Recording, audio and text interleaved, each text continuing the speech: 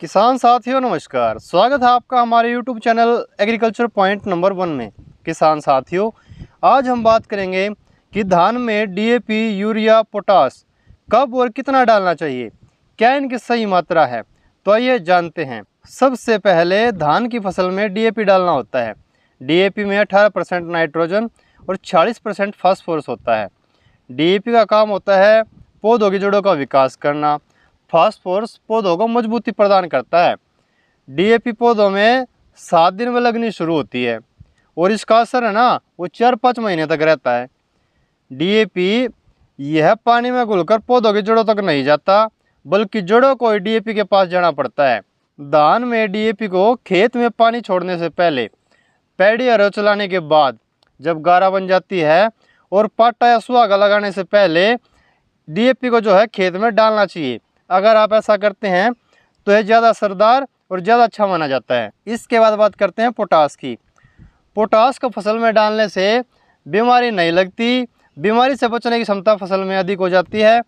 कोई भी बीमारी लगने का खतरा न के बराबर होता है। पोटास के प्रयोग से दाने जो है चमकदार होते हैं, स्वस्थ रहते हैं। MOP 60% पोटास खेत में डालने के 5 से 7 दिन में यह लगना शुरू हो जाता है और यह 2 से 3 महीनों तक जो है ना वो लगता रहता है, अपना काम करता रहता है। इसके बाद बात आती है यूरिया की। इसमें 40% नाइट्रोजन पाया जाता है। यूरिया का काम क्या होता है? यूरिया का काम होता है यह पौधे में हरियाली बनाए रखता है, पौधे में अच्छा फुटाव हो और बढ़वार अच्छी हो, यह काम जो है वो यूरिया करता है। अब बात आती है यूरिया के प्रयोग की कि इसको खेत में कैसे डालें या कौन कौन सी सावधानियां यूरिया को खेत में डालते समय रखनी चाहिए। तो आइए जानते हैं। इससे पहले अगर आपने हमारे YouTube channel agriculture point number 1 को सब्सक्राइब नहीं किया है तो प्लीज़ सब्सक्राइब कर लीजिए। तो यूरिया को हमेशा दोपहर के बाद डालना चाहिए और इसको ज़्यादा पानी में या सूखे में बिल्कुल नहीं डालना चाहिए, क्योंकि सूखे में या कम नमी अगर आपके खेत में है तो ये हवा के साथ गैस बनकर उड़ जाता है, और ज़्यादा पानी अगर आपके खेत में है तो यह पानी के साथ ज़मीन में चला जाता है। इसलिए यूरिया को जब खेत में हल्का पानी हो उस समय ही डालना चाहिए। यूरिया को हम धान की फसल में 3 स्टेज पर डालते हैं। पहला अर्ली ग्रोथ पर, जब फसल छोटी होती है। दूसरा टिलरिंग पर, जब कल्ले फूट रहे होते हैं। तीसरा होता है पेनिकल इनिशिएशन स्टेज, जब पौधे के तने के अंदर एक छोटी बाली बनने की शुरुआत होती है। धान की फसल के शुरू में नाइट्रोजन जो है कम डालना होता है। जैसे जैसे फसल बड़ी होती है फिर नाइट्रोजन की आवश्यकता भी अधिक पड़ती है, इसलिए बाद में नाइट्रोजन ज़्यादा डालना चाहिए।